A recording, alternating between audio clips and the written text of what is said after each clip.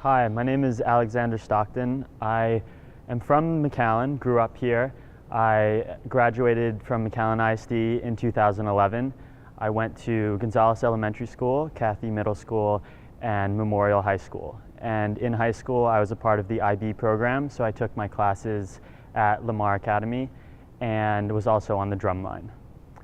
So after I graduated in 2011, I then went to Dartmouth College in New Hampshire. I was also in a study abroad program. I studied film in Scotland for one semester. In college, I also made an independent fiction feature film called Transient. It's a full-length feature film that played at the Beverly Hills Film Festival last year and is now being distributed online. After I graduated from college in 2015, I went to New York, where I started working at Vice, the HBO show, and I'm now the graphics editor for Vice News Tonight on HBO. So it's been a long journey since I left McAllen, but a really fun and exciting one, and I'm now doing something that I really love and that I'm really passionate about and enjoy doing every day. And I truly think I couldn't have gotten to where I am today without learning all the things I did back in high school. And so what I want to do is tell you a little bit about what I learned in high school, some of the programs I was involved in, the things I really loved, and how those lessons I learned then carried forward and enabled me to accomplish so much in college and land me a job on a show that I really love. So when I started high school, I joined IB. It was pretty new at the time, and especially for the freshman and sophomore group, and a lot of my friends were joining, and the reason I did it was because I wanted to be in a very positive, creative, collaborative learning environment. I wanted to be in a space where I felt like it was a safe place for us to learn and be excited about learning, and where we'd work together to succeed. And it truly was. For every single class, me and my peers, we'd get together and have study groups together, and it was never like, oh, I am individually attempting to do well on this test. It was always that we as a group were working together to pass this test and do well. And that's something that IB really taught us. It was our whole class. My class was the IOTA class after a Greek letter. And we, as a group, were trying to succeed and have everyone get the IB diploma. And that was something that really stuck with me. It was never, in any challenge I faced, I knew if I had a group of peers together with me and we had a safe learning environment, that I'd be able to achieve my goals. It wasn't just IB where I learned that. It was also on the drum line where together we were not just trying to perform some solo well, but we were trying to make the sound of the entire drum line be perfect. We all need to be in perfect unison. If you were good at your music, that didn't matter if the person next to you wasn't. So you had to sync up with your fellow snare drummers or your fellow bass drummers and produce the best sound as a whole drum line. And so, you know, there were years where we had more talented people on the drum line and years where we had less talented people, but that didn't matter. What mattered was when we worked together as a team. And in addition to that, another thing that I learned about drumline was this concept of delayed gratification. And that's something that's been incredibly important to me, especially as a filmmaker. So delayed gratification is the idea that what you're doing right now doesn't necessarily have to be the reason you're doing it. You're not seeking some immediate source of enjoyment. What you're trying to do is work on something over time that will eventually lead to your goal. So for example, with drumline, we were practicing for months, before school, during school, after school, all towards the goal of one performance that was months away. And so how could you stay motivated with this practice out in the Texas heat, you know, on a day when your friends were maybe just chilling after school and you're out on the parking lot practicing and you don't want to be there, and maybe in that moment it really isn't fun, but it's for this goal that's so far away and seems like insignificant because it's months away. But that was the challenge of drumline, and the best thing that we all learned was that if we worked hard and continued at it and didn't care so much about whether or not in this moment we were having fun, but we knew that it was all working towards some goal that really mattered to us, then we'd have a blast as a whole and really be rewarded by it. And it was. Delayed gratification taught us that it's not about what you're doing right now, but it's about this thing you're working towards. And in doing so, we learn to love the process. It's not always about the reward at the end, but by working towards something, you really fall in love with practicing and with working on a team towards a goal that's in the future. And that has been very important to me, this concept of delayed gratification. So my senior year in high school, I decided that I wanted to be a filmmaker. I didn't know how I was going to do it. It seemed like a far off goal. Everyone says, oh, you need to know someone in the film industry to do well, and I didn't know anybody. But McAllen does have an incredible resource for people interested in media, and that's KMAC.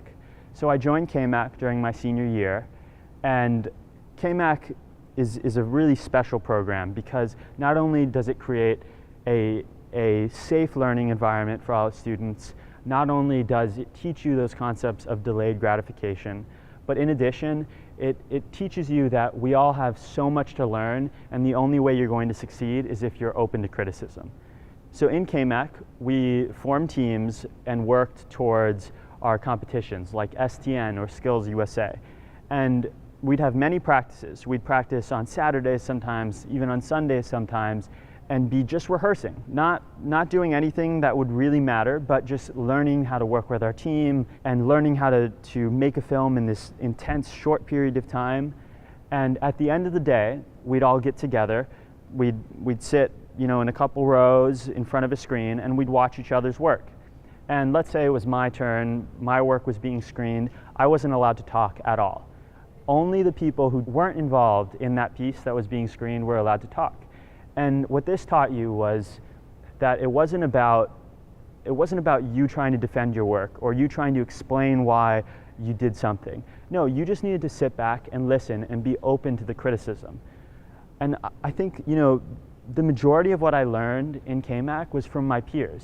It wasn't from, some professional who's amazing at what he does. It was from other students who were also eager to learn and also there doing the same thing I was. And it was in those critique sessions that really came out. I got to hear their perspective. I got to see the world through their eyes, see my work through their eyes. And I learned a tremendous amount from those peers of mine that have been friends of mine to this very day. I think when you're open to criticism and you know that the person isn't attacking you, but is just trying to help you succeed, you form friendships and you really do learn a lot. So I graduated in 2011 and then went to Dartmouth College. It's a liberal arts school where you learn a variety of things. I studied film studies and economics. And at first I really struggled. It was a very tough school. So it's an Ivy League, and the very best of the best go there, and I felt like I was not nearly as smart as my fellow classmates. They all had perfect scores on their SATs. They came from these amazing high schools that are like nationally ranked and are competing internationally for different awards, whether that's sports or academic programs, and I felt like, oh, I'm from this small town in the valley. I mean, how can I succeed among this group of incredible students? And so it was tough at first, but after my first semester, when my grades weren't nearly as good as they were in high school, I decided, wait a minute, let me think back to those things that I learned in high school. Delayed gratification, being open to criticism, and creating a positive, collaborative learning environment, and see if that can help me succeed at Dartmouth. And everything changed.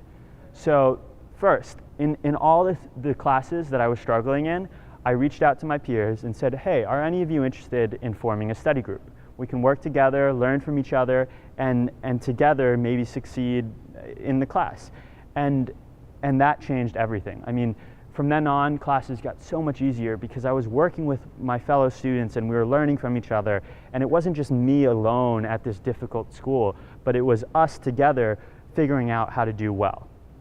Secondly, I wanted to create an environment like I had with KMAC so that I could keep making films and learn from my fellow students. So I founded a student film production club called Stories Growing Films. And together, we taught ourselves how to make films, and we learned from each other. And just like in KMAC, at the end of every day, at the end of every practice, or at the end of every time someone would present something that was contributing towards the film, we'd have an open critique session. And that brought us together. It enabled us to learn from each other and really made college a lot more fun. And so, together with what I learned studying film studies and with what I'd learned from making films and Stories Growing Films, I decided to do something totally crazy, and that was make a feature film. So most students in college don't attempt to make a feature film. It's just too big, it's too long. You need too many resources, too large a team, too much time.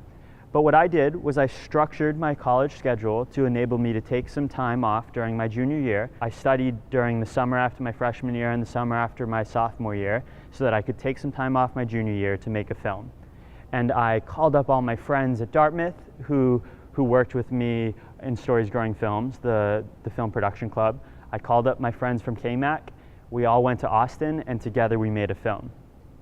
Now, for those of you who don't know, filmmaking is very, very tough. I mean, I can say this over and over and over because everything that could possibly go wrong does go wrong.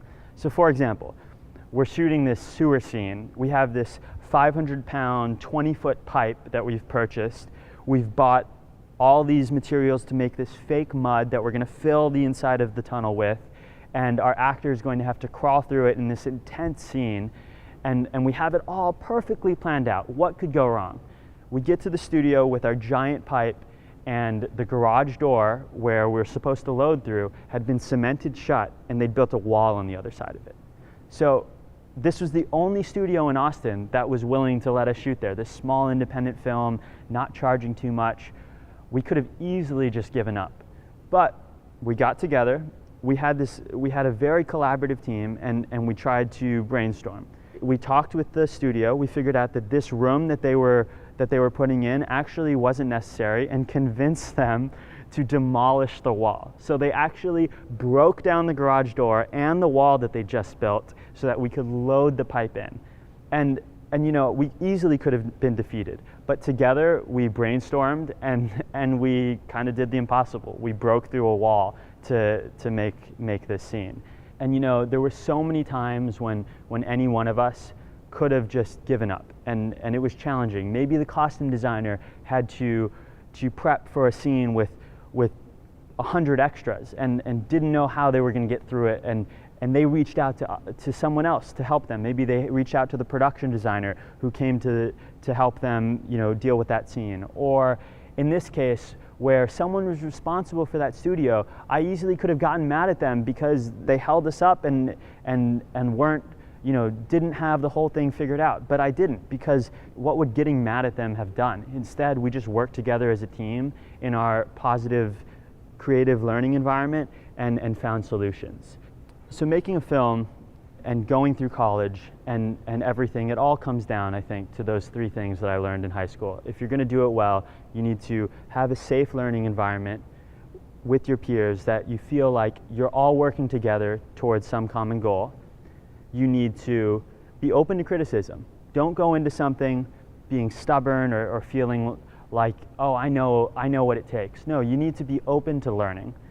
And three, it's not always about that day. It's, you know, on this film that I've been working on for 3 years and only now is finally being seen, I could have just said, oh, I'd rather go do something else that's going to be fun right away. But no, instead, we worked at it day after day for multiple years towards this common goal of making this film and putting it out into the world.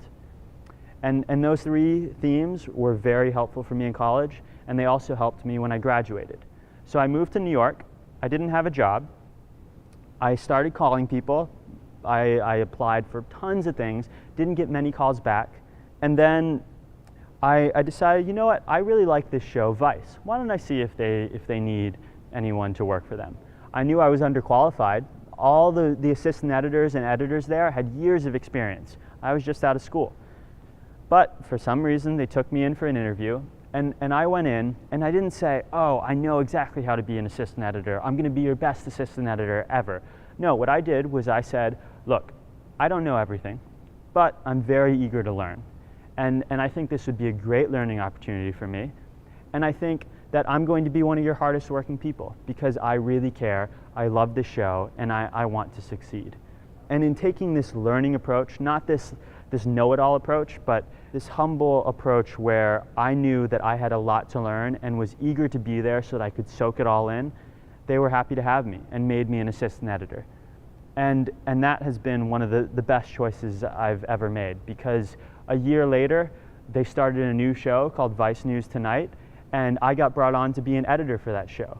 And I'm working in the graphics department, so I do all sorts of things. I get to do some motion graphics, I get to edit, and I also get to produce some stories. So I'm getting to do storytelling on stories that matter to me in this documentary news format that's brand new and exciting and seen by hundreds of thousands of people around the world every single night. I really, truly, when I went into that first interview at Vice, I didn't think I'd get it, but I decided, look, this thing I learned in high school about just being open to criticism and knowing that anywhere I go, if I'm eager to learn, I'll succeed. I thought back to that experience, and I told them that in my interview, and I got the job that I now love showing up for every single day. I'm in a really cool city. I'm doing something that's so creatively fulfilling and loving it. So, look, I know it seems like we're from a small town down in the valley, and the country's so big and the world's so big, and how could it be that, you know, what we're learning here matters and is going to take us around the world and make us successful? But it did for me. Honestly, I learned so much here in McAllen ISD that has directly contributed to my success, and I couldn't be happier about it. So thank you all for coming today, and I hope that you too can reflect on your high school experiences and your experiences here and use them to go out and be successful in carrying out your dreams. Thank you.